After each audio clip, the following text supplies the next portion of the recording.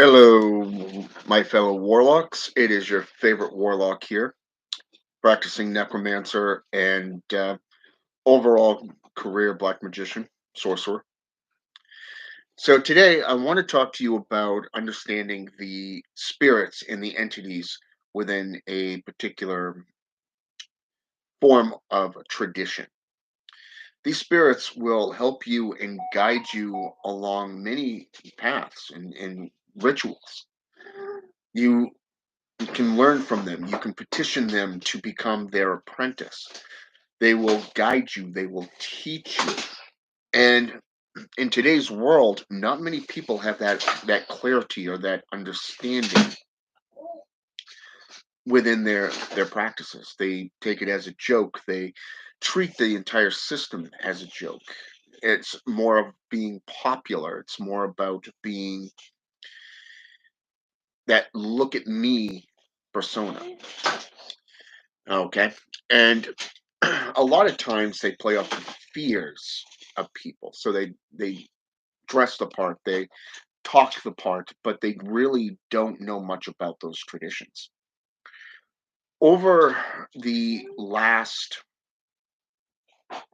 6, 7 months, I've been sticking closely to the African Caribbean traditions of necromancy. And I've been working a lot with Santa Morte. I've been working a lot with Oya. I've been working a lot with Baron Simidi and Baroness Dambella. A lot of people get those two mixed up. You have to remember that when you get into voodoo, you have different systems of voodoo. So if you go into Creole, say New Orleans, you're going to be dealing with Dambella, okay, Baroness Dambella, and she's actually the Loa of the dead throughout that system. But if you go into, say, African or Haitian Boudan, for an example, you'll be dealing with Baron Samedi. He is one of the main key figures in the Loa tradition. He's a part of the Rada family of Loa. Okay, so even if you get into Quimbanda, say for an example from South America, let's go with Brazil.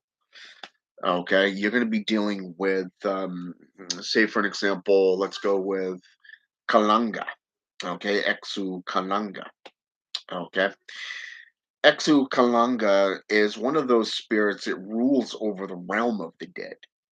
Okay, but you got to remember that not all spirits have aids. Not all spirits have various different underlings, so to speak. You look at Hel, for an example, in Norse mythology. Okay, she's the goddess of the realm of the dead. You go to Greek and you have that of Hades. You go to Egyptian and you have Anubis. Okay, but even then, you've got demons and you got angels and you've got the Loa and you've got various different traditions out there that have spirits that work both in a collective sense. Take for an example the Goetia. You have a group known as the Nine Infernal Kings. Okay, you got the Nine Kings of the Goetia. Okay, you have the gatekeepers. You have those that work with various different aspects of the dead, such as Murmur, Firmer, what's his name, Bifron. Okay, Siri, Seer, for an example, just to name a few different ranks there. But they both have different aspects and applications that will help you along your path within necromancy or even mediumship. Okay, any form of mediumship, really. So by the time you get into, say, for an example, Haitian Boudan, it's always great to work with, say, for an example, Papa Legba. He's one of those spirits that are very demanding and he really does like to be pampered. He likes to be spoiled. Okay. but he also will open up other avenues and will allow you to work with other spirits, such as Baron Samedi or Baroness Dambella. Now, in my personal view of these two Loa, they're actually husband and wife. Okay, that's my understanding of them. And it's interesting because getting to know Baron Samedi, for an example, you can ask him and petition him for an intermediary, like say an ancestor, that's been dead for say 2, 3 thousand years. Okay. Or he could say, you can just simply say, hey, I'm leaving it up to you on who you think would be best to work with me as a patron or patroness. Okay. And you would end up with, say, Papa Gedi from the Gedi family. He is the head of the Gedi family, which is the third um, family of Loa. Okay. So, working with these spirits, it helps you to understand the path that you're working. Okay. If you're like me and you work solely with death and you're understanding death and you're working about around the, say for an example, the art of dying, the Boris Thedal, also known as the Tibetan Book of the Dead, then you're going to be studying all applications of death and dying. So I mean, you're probably going to be working in the medical field in somewhere, either in the kitchen where you have to be a dietary aid or a cook and understand what the residents are going to need for their meals, their dietary aspects, to being a CNA, a member of hospice, or maybe even a thanatologist, okay, a psychologist, even. Okay, so these are all applications within the medical field that deals with the death and the psychological understandings thereof. Now, you may even be a grave digger or a mortician. Okay, you could be working in say for an example, a funeral home. Okay, where you deal with the dead day in and day out. Okay, these are all applications and jobs descriptions of those who work with the dead. I mean, even the coroner works. They go and they pick up the dead and they move them around. They do a whole bunch of different things, including embalming. They deal with organ removal. They deal with finding out the cause of death. Even if you get into, say, for an example, crime scene investigating, same thing. It's surrounding yourself with the applications of death and dying. Okay, what caused it? How did it happen? You really want to know this stuff. So, getting to understand the spirits of any particular system, like say Exu Kalunga, for an example. Okay, and I probably just butchered that name, and I do apologize if I did. Um, you basically are understanding that this is a spirit that is viewed within different forms. He works with the crossroads of, say, for an example, cemeteries, the woods. You're dealing with the soul, or the sea of soul, or the river of of souls. Okay, think of the river Styx, which is one of the more popular depictions of the land of the dead. Okay, when it comes to that of, say, um, the dead floating around, or when people say the sea of the dead or the river of the dead, that's normally what people tend to go for, is to understand the Greek variation of it. So, I mean, understanding that, say, for an example, Hades himself rules the underworld, and he is the one that depicts where the spirits go, because there are three levels of the underworld: the Elysian Fields, Hades. Those are the good and the bad locations. If you've been a murderer, you've lived your life as a piss poor example of a human being, you're probably going to end up in Hades. Okay. But if you died honorably in battle, you lived your life in a good way, you'll probably end up in the Elysian Fields. But then you have the middle aspect, and that is kind of kind of like a waiting room, if you wish, for those who are undecided. Okay. If we go into Catholicism, they believe in heaven and hell, but then you have purgatory. So you've got the spirits and those who reside over these realms.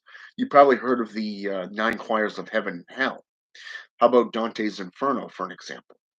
Okay, the depictions of the different levels between the throne of God and that of our reality, and likewise in mirror reflection, you have that from our dimension to that of the throne of Satan. Okay, there are nine levels that deal with different things. Even Dante's Inferno recognized this.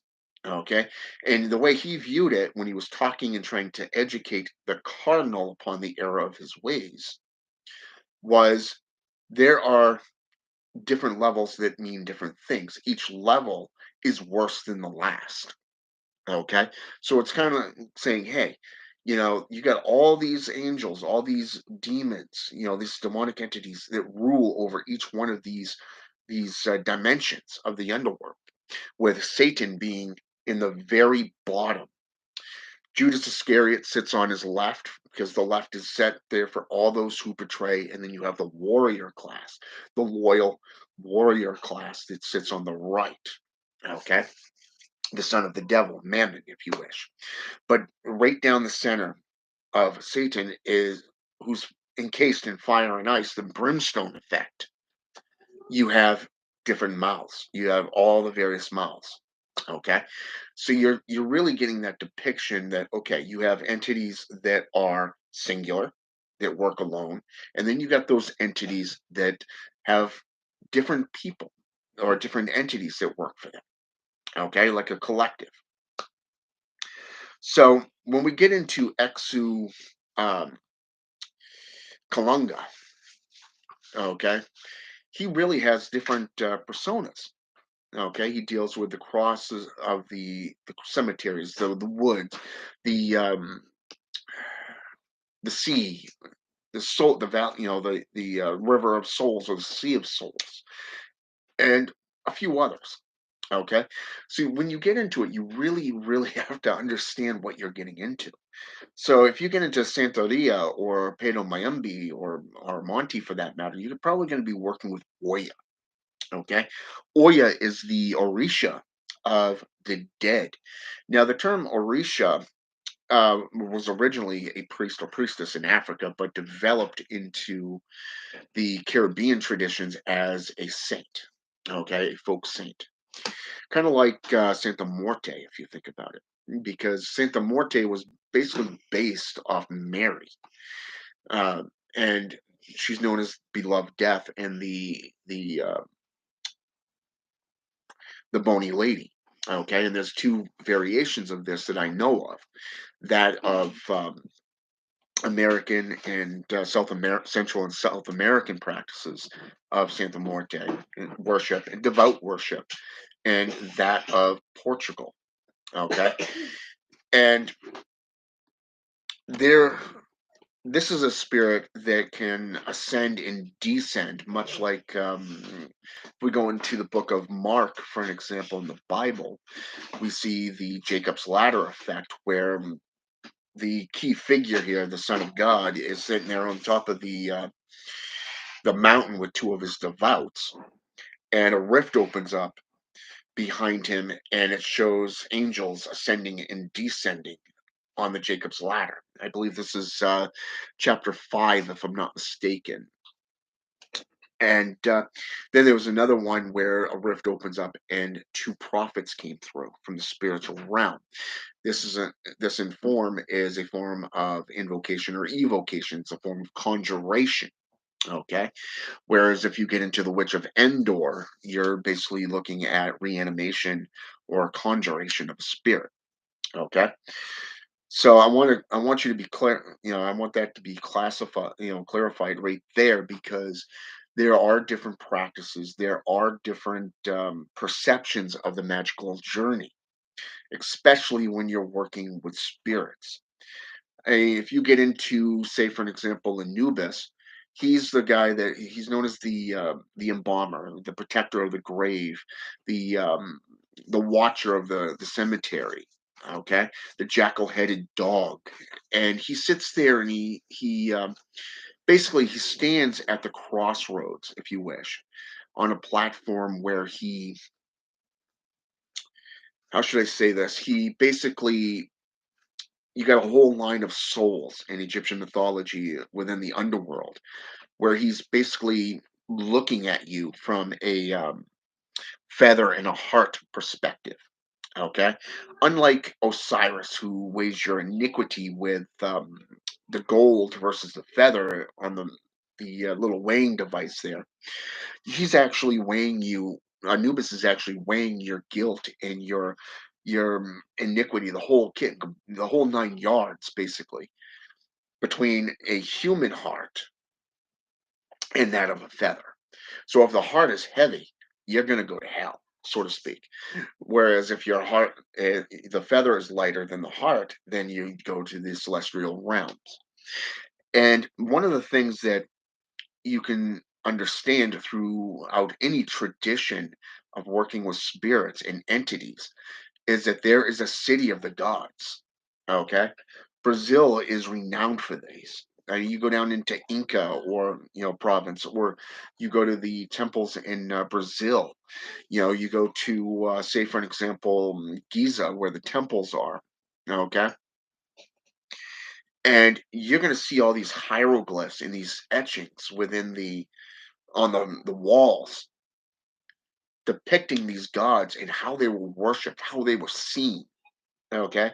So you can't really tell me that folklore, mythology, history, and archaeology doesn't play into an effect when a religion is created or how these spirits are worshipped. Okay. It is something that you either believe in or you don't.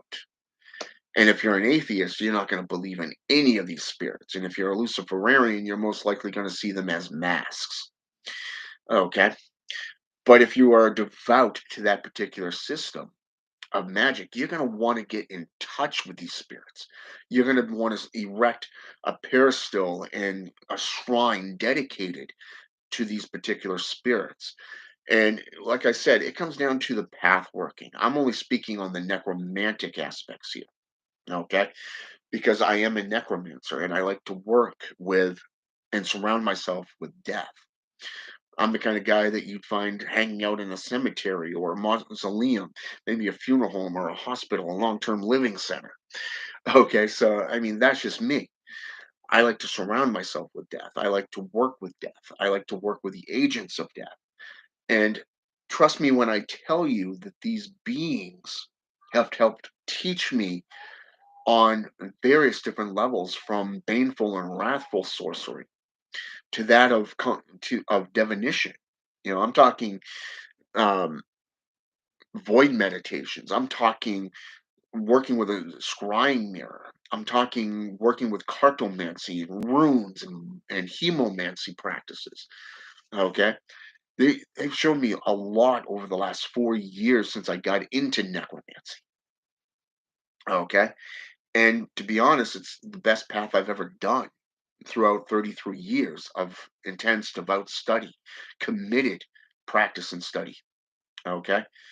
So, like I said, working with these spirits, their and understanding their background and what they're capable of doing for you, okay, will benefit you more than going in half cocked and blind. Okay. So, I mean, you look for an example, if you're into necromancy like myself, you're probably going to look at Oya, you're going to look at Kalunga, you're going to look at Baron Semedi, you're going to look at Papa Gedi and the Gedi family. Um, you're going to be looking at Anubis, Hell, Hades, Persephone, Hecate, Isis, even. You're going to be going to Hell in Norse. You're probably going to get into Slavic mythology and work with Kakashi, or that of, say, you know, Baba Yaga, to learn the secrets of witchcraft and unlocking these doors, and begin your journey with these spirits. But more than not, you're not just going to be working with it, but you're going to be delving into various different forms of gnosis. I'm talking things like the Edda. I'm talking things like the Egyptian Book of the Dead, the Tibetan Book of the Dead. Okay, you're going to be studying in wide range of aspects. In 4 years, I have an understanding and appreciation for the medical field because I used to think that they were just in it for the money. Because you look at the prices, how they're just, you know, mind-blowingly high. I mean, you go in for an hour and you come out with a $4,000 bill. You know what I'm saying? And that's part of the issue there. But if you actually look at the tools that they use, they're literally doing a form of thanatology. They're working with the understanding of the human body, the various different complexities, such as your cells raging havoc, cancer, for an example, or that of, say, let's go with cardiac, what causes cardiac arrest, or that of, say, what can make you sick, what can, viruses and stuff, and what can make you sick, much like poisons or herbs. Okay, and history has shown that herbalism, such as, for an example, hashish, which was associated with the Hashishin, not just the Knights of Templar, and a wide range of other sects out there, including Native Americans. Okay, this one drug was both seen as a powder and elixir. An elixir. It was a liquid, and it aided in, for an example, lust rituals. It aroused people, and in some cases, whereas other cases, it was used for spiritual conjuration and communing with the dead and other spirits. Okay, look at the Shem priests in ancient Egypt. Okay, you go into the Hashishin, holy monks that were highly trained in combat. The religious foundation and belief structure behind any religious foundation. You're dealing with herbalism. You're dealing with things that will bring you close to death, but at the same, like hemlock or henbane, yarrow, or say for an example, Oriolander. Okay, things that are considered to be poisonous, but yet, when controlled, can put you into a meditative state to be able to commune with spirits. All right. Even more so, I mean, just studying just this one drug of hashish, that's Hashish. Okay, but there's a couple of different spellings that I found where it's got an SCH in it. So it's actually pretty cool. And it's even included into the Grimoire system, which I found was fascinating. Okay.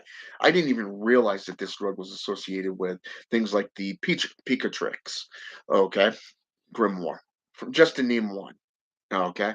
Or even in the Grand Grimoire, you're dealing with herbs and you're dealing with Grimoire traditions. But get into shamanism, necromancy, you get into the Brua or the Bruo and Brujeria, you're dealing with the El Necromante, you're dealing with, say, for an example, that of the devil, El Diablo, okay? And you're working with demons, you're working with Djinn, and like I said earlier, hashish was known to bring desire, okay, lust, which was associated with the Djinn magic, and that's Islamic and Aramaic traditions, okay. So there's a lot of traditions out there that this goes into. So I mean, it's nothing new. You just got to remember that if it doesn't align with history, mythology, folklore, archaeology, then don't follow it. It is most likely a lie and a corrupted variation. A lot of times you're going to come across material that is just plain regurgitated, like that of, say, Anton LaVey. Okay, how many satanic organizations today have arisen and utilized some variation or form of their creeds? Okay, and yet they don't follow them. Okay, same exact thing. So when you get into any given ritual, I would recommend highly understand the spirits.